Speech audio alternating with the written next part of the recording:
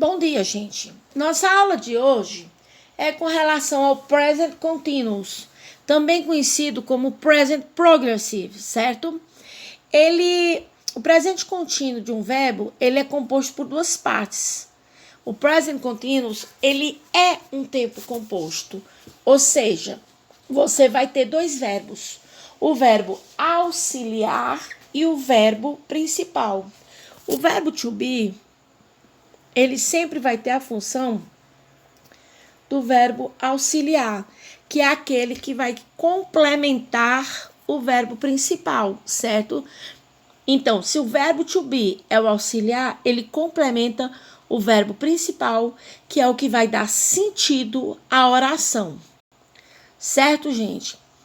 A formação desse tempo verbal ela é muito simples. Ela é formada da seguinte forma: você tem o verbo to be mais um verbo principal, não é isso?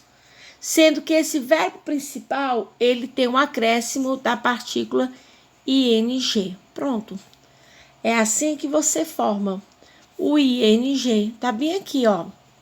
Nós temos o sujeito, o verbo to be, o verbo principal mais o ing. Olha aqui. She is talking. Certo? Isso é a forma afirmativa.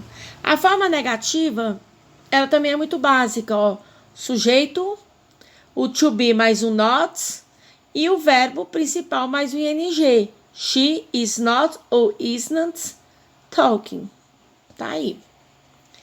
E a forma interrogativa, também básica, é o verbo to be na frente, seguido pelo sujeito, mais o verbo principal acrescentado, né, de ing e a interrogação. Não podemos deixar de falar da interrogação, que é o que determina que realmente a frase está na forma, né, interrogativa. Agora, a gente tem várias informações, só que tem uma coisa que a gente não pode deixar de falar. Bem aqui, ó. É isso bem aqui que eu estou procurando, mas eu vou já falar para vocês, ó. O verbo to be, ele é formado pelo am, pelo is e pelo are, certo, gente? Am na primeira pessoa, I am. Is é na terceira, do singular, he is. She is, it is. E o restante, are. We are, you are e they are, certo? A gente tem também a forma contraída. A forma contraída, ela se encontra bem aqui na negativa. Olha esse exemplo de go. Deixa eu colocar aqui a tabelinha assim, ó.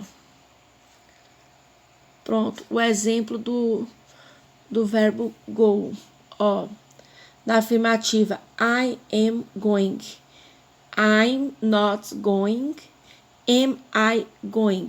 Cuidado. Essa primeira pessoa não tem forma contraída. A forma contraída é quando você tem o is, aí você coloca isn't. O are, você coloca aren't, certo? Porque nós temos duas formas. A forma contraída e a formal. Quando eu coloco is not,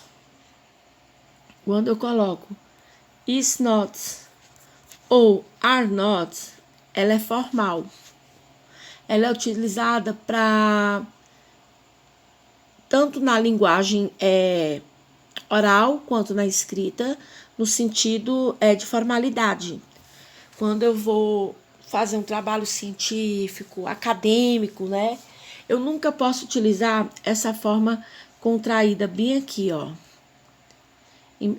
O aren't e o isn't, que são muito utilizados na forma negativa, né? Ó, you are going, you aren't going. Are you going? Esse aqui é uma forma contraída, portanto informal. Se eu fosse usá-la no sentido de formalidade, seria you are not. Certo, gente? Always. He, she, it is going. Or he, she, it is not going. Aí, is he, she, it going?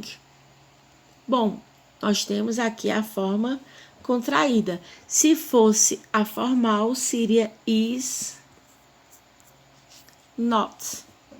Certo, gente? Ó, we are going. We are going. We aren't going. Are we going? You are going. You aren't going. Are you going? They are going. They aren't going. Are they going? Certo? Então, é basicamente isso. É o verbo to be, que é o am, is, are, mais o verbo principal com a partícula do ing. Esse ing é o que forma o gerúndio, é o que vai dar uma ideia de uma ação que está acontecendo no momento da fala.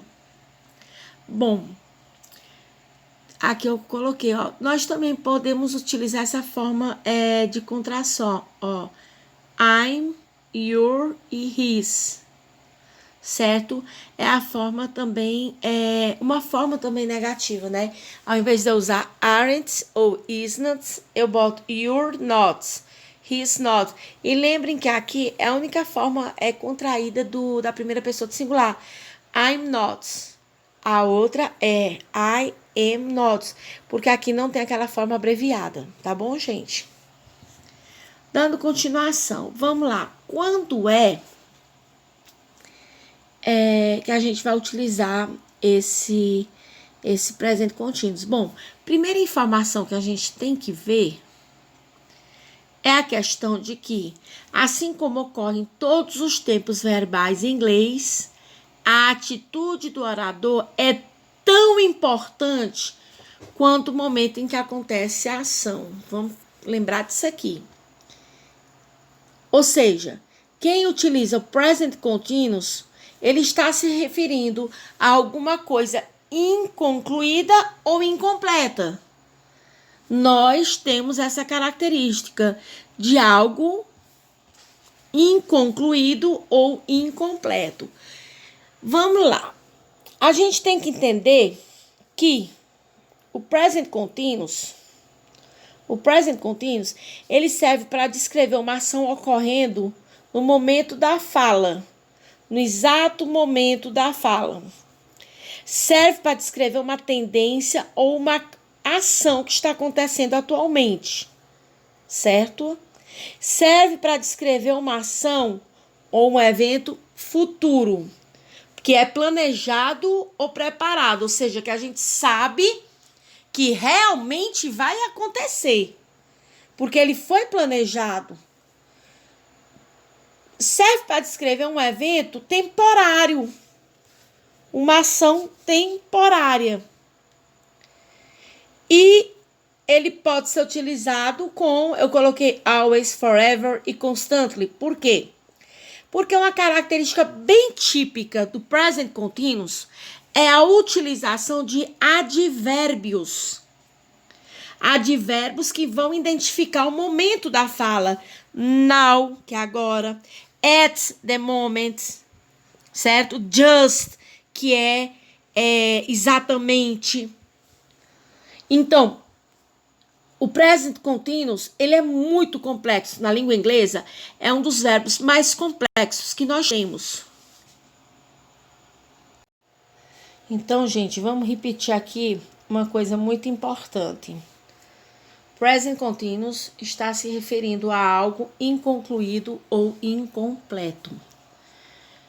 Serve para descrever, vamos lembrar, algo que está acontecendo no momento da fala, certo? Uma coisa que acontece com frequência, certo?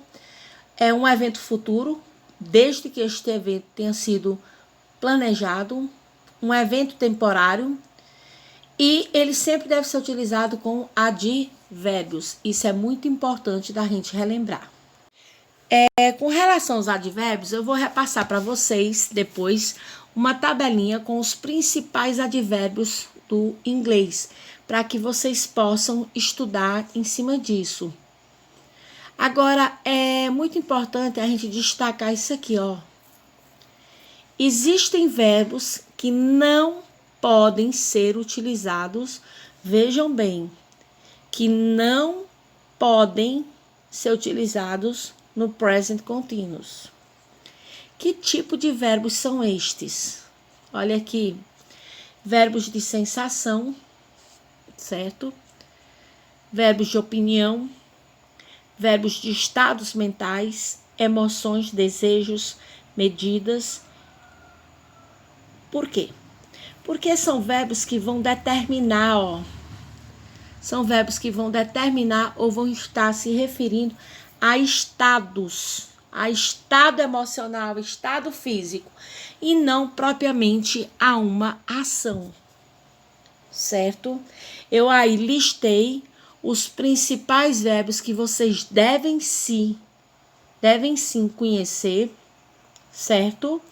E eu vou querer que vocês, para poder fixar bastante, que a gente aprende muito mais assim, eu quero que vocês façam como uma das atividades uma relação com a tradução dessas palavras.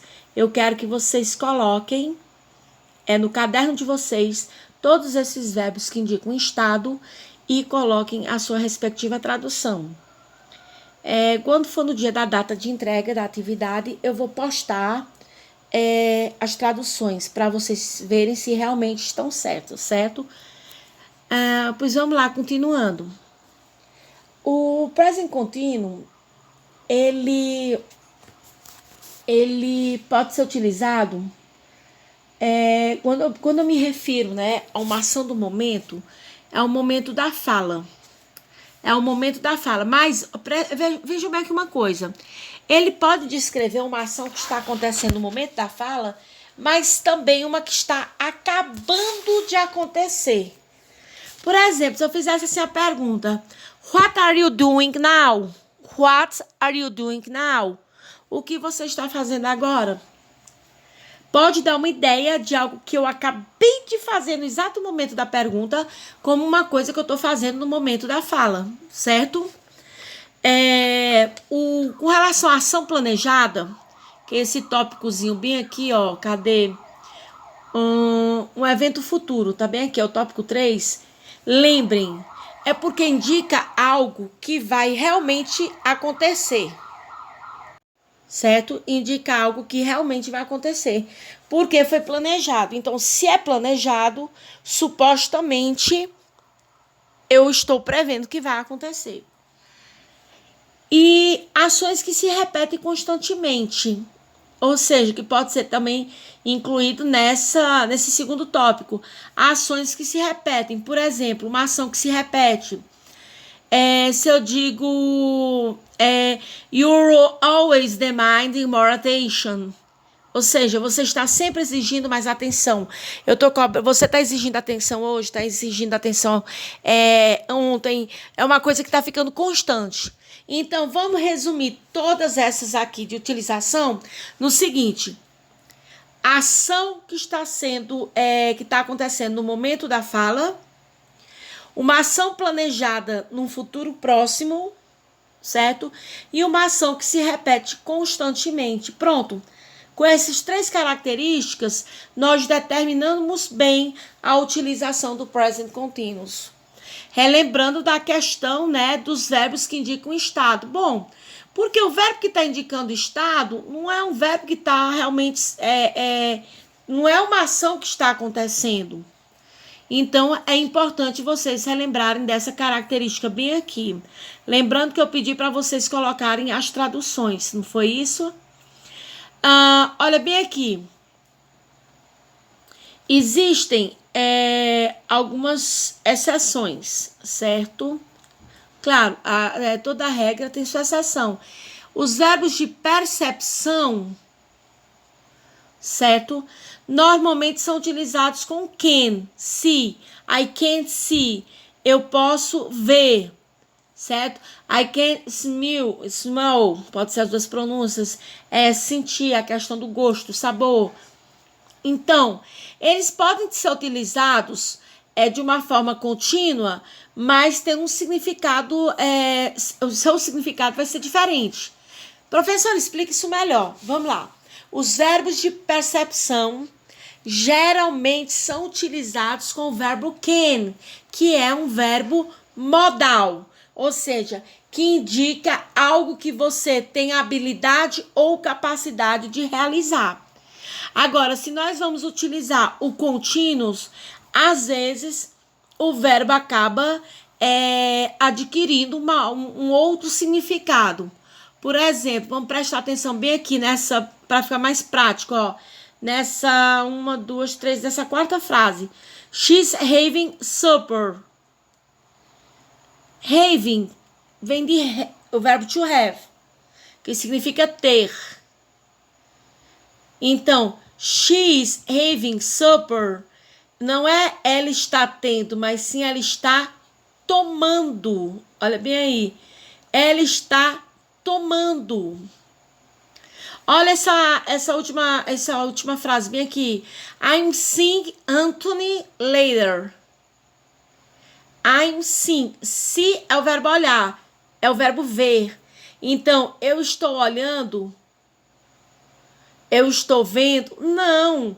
Acabou, como é um verbo de percepção, acabou tendo um outro significado. Olha aí. I'm seeing Anthony later. Estamos planejando nos encontrar, ou seja, planejamos nos encontrar.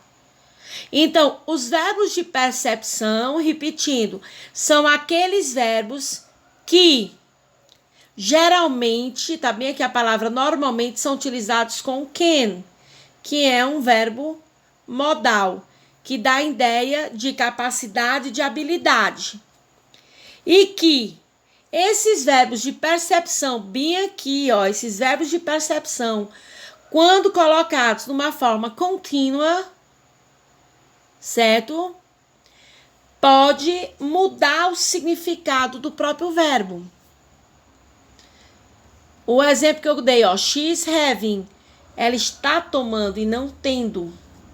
I'm seeing, é planejar, né? Encontrar e não estou olhando o Anthony. Olha essa segunda frase aí. John's feeling much better now. Feeling é de sentir. Então, o John não está sentindo nada, mas significa dizer que a saúde dele está melhorando. Então, é por isso que é muito importante a gente entender o que é um verbo de percepção, porque esses verbos que vão indicar estado, eles, na grande maioria, são utilizados em outros tempos verbais, mas não aceitam o present continuous. No caso dos verbos de percepção, quando utilizado com a formação contínua, né, que é o verbo to be, mais o verbo principal, mais o ing, ele modifica o significado do verbo. Bom, gente, por hoje é só. Continuaremos na próxima aula com algumas exceções do present continuous, algumas regras novas. Um bom dia a todos, bons estudos e aproveitem a semana, os estudos de vocês. Lembrem que vocês têm a responsabilidade do Enem. E até a próxima aula.